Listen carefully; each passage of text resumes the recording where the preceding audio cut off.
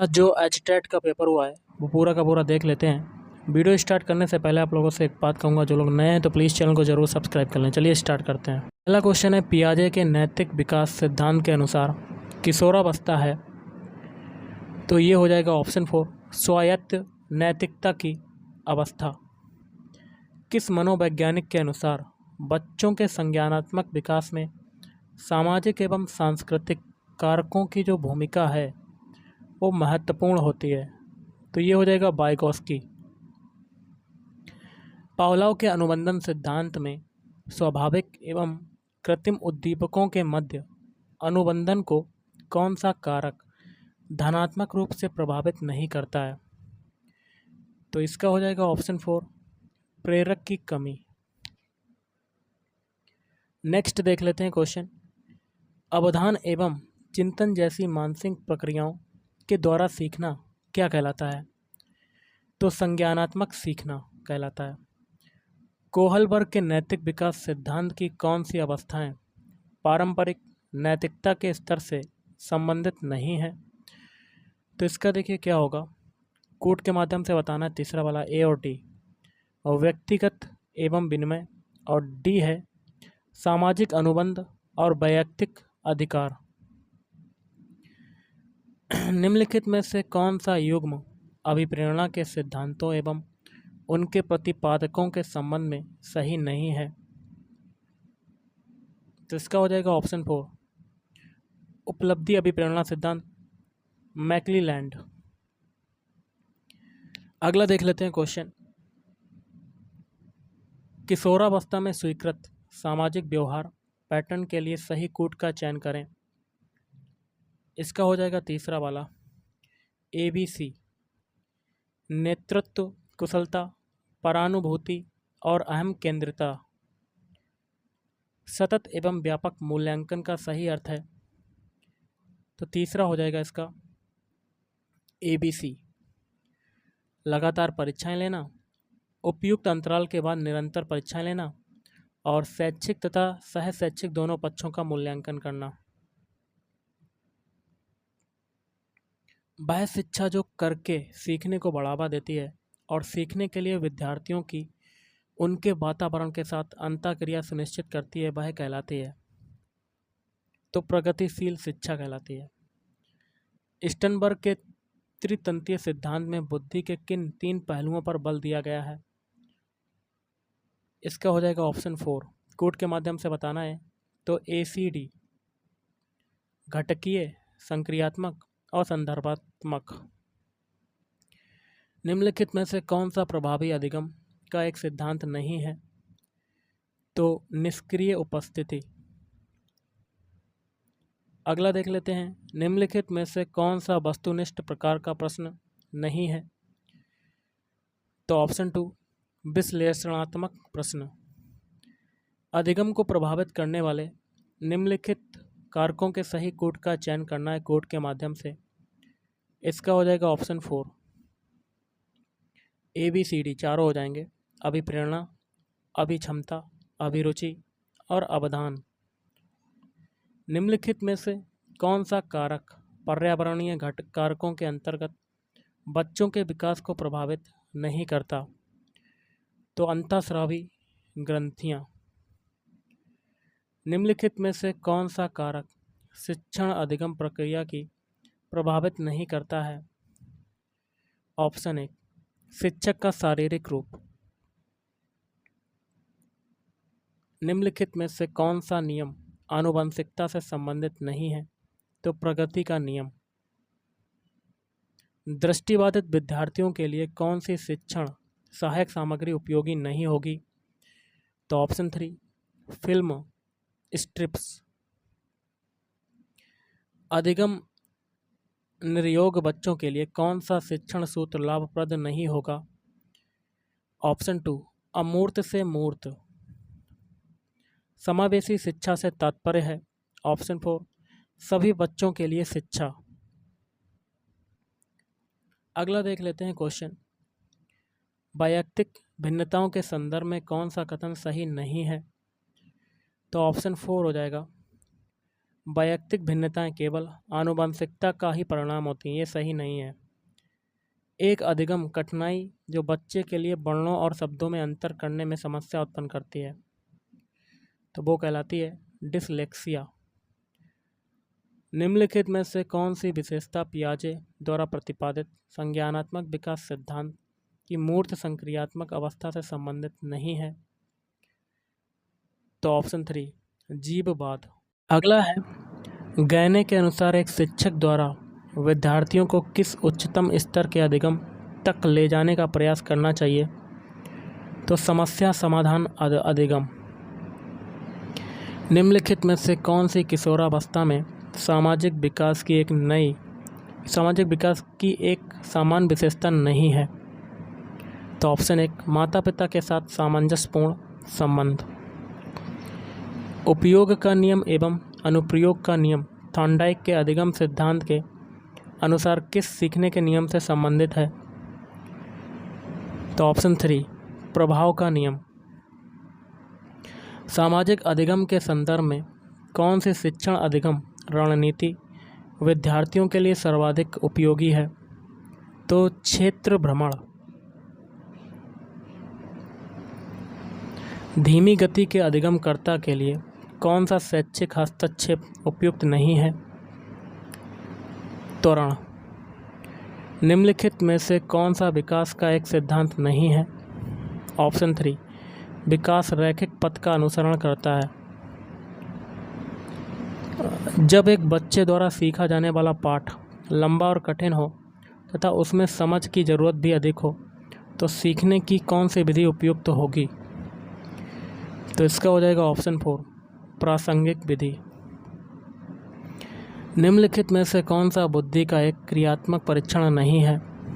तो ऑप्शन 1 कोह का block design परीक्षण। तत्पुरुष समास का कौन सा समस्त पद अपने युग्म से सही सुमेलित नहीं है? देशाटन अधिकरण तत्पुरुष। निम्न में से कौन सा शब्द अपत्यवाचक तदित प्रत्यय से निर्मित नहीं है? कौरव। किस विकल्प के शब्दों में वार्तनिक अशुद्धि नहीं है? सुभेसी भार्यापति।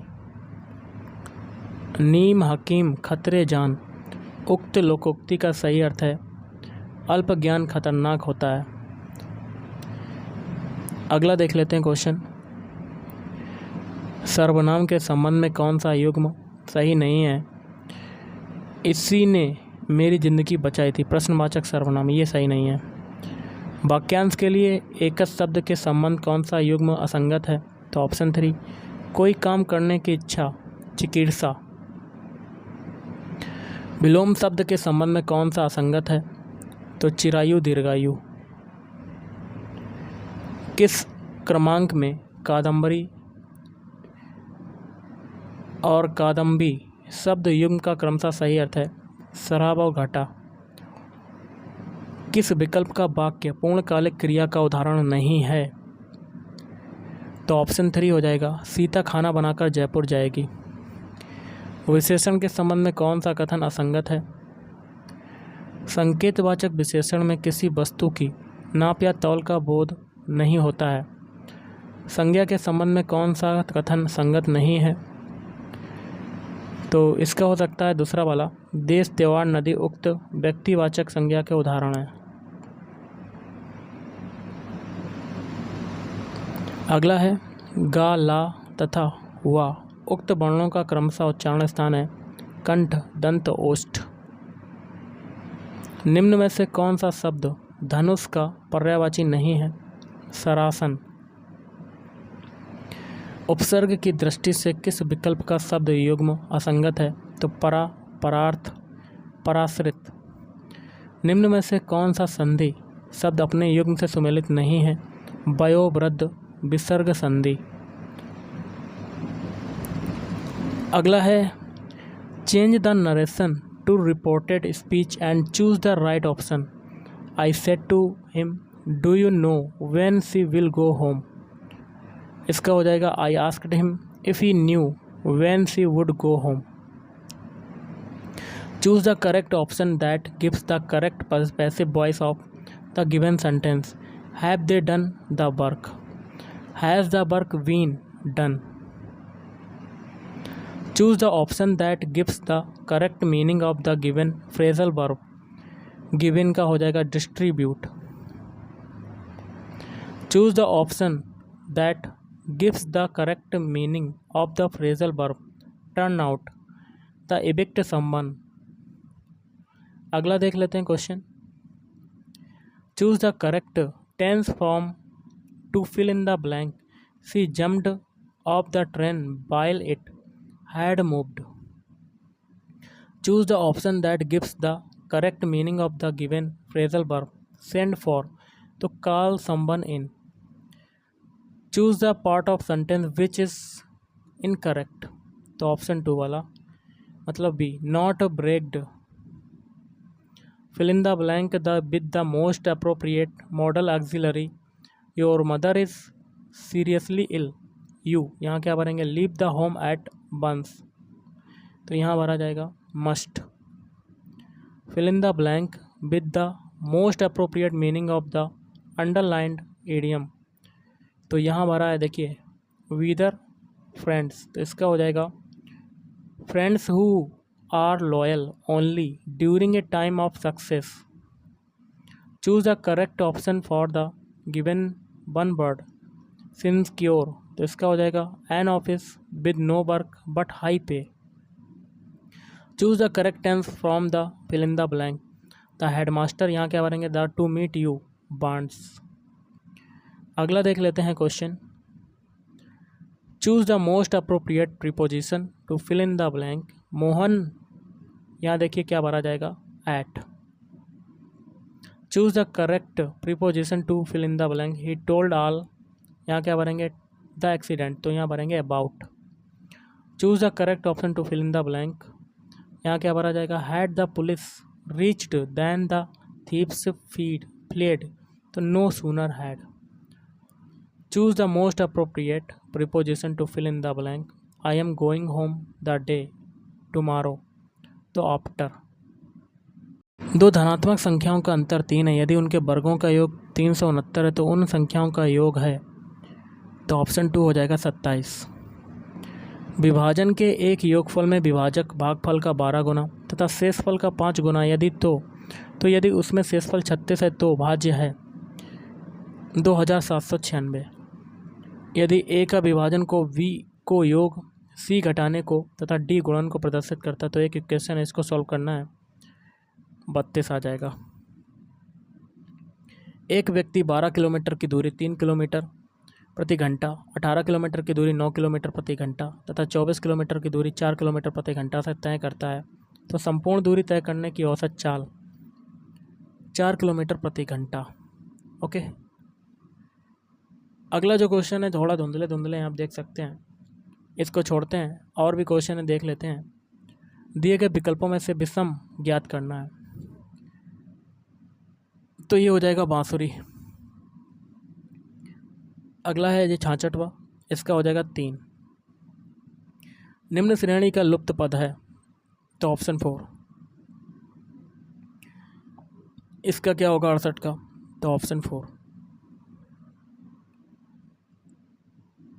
लड़कों की एक पंक्ति में ए बाईं तरफ से 7वें तथा बी बाईं तरफ से 12वें स्थान पर है. यदि उनके स्थानों में परस्पर परिवर्तन किया जाता है तो ए का बाईं तरफ से 22वां स्थान हो जाता है. तो पंक्ति में कुल लड़कों की संख्या है तो ये हो जाएगा ऑप्शन सी 33.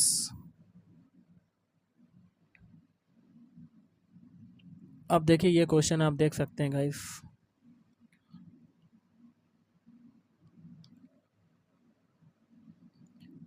ए पूर्व दिशा से पश्चिम में 8 किलोमीटर चलता है तथा दाएं मुड़कर 2 किलोमीटर चलता है, पुनः दाएं मुड़कर 5 किलोमीटर चलता है. तो वह शुरुआत बिंदु के संदर्भ में अब किस दिशा में है?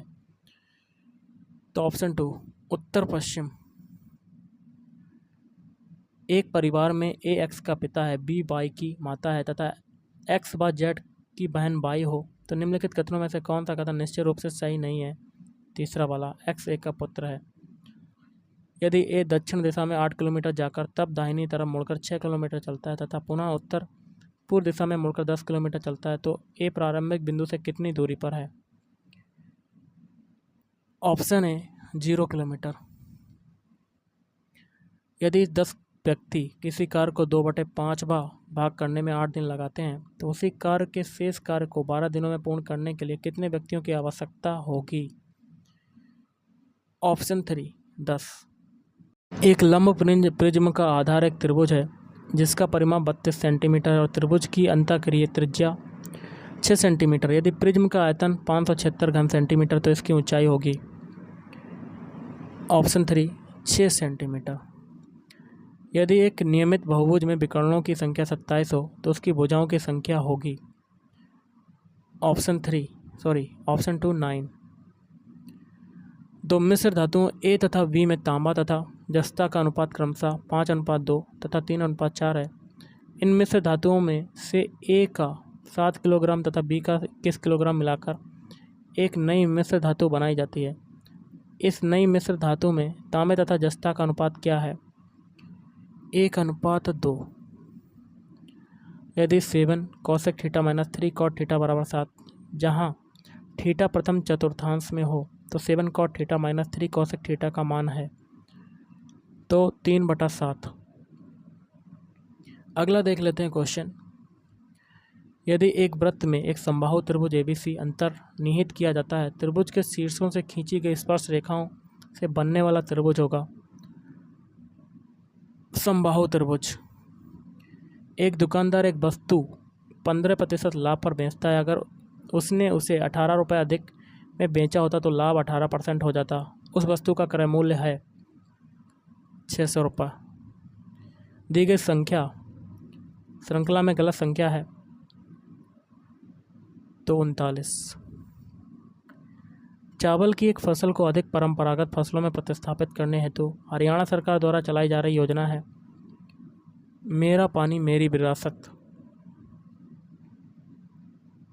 हरियाणा में कितने तहसील हैं? एक ये क्वेश्चन है, आप देख सकते हैं धुंधला धुंधला है लेकिन देख सकते हैं कैसे क्वेश्चन आपके आए हैं। ओके, तो देखिए गाइस, क्वेश्चन जो हैं आपके, आप देख रहे हैं गाइस,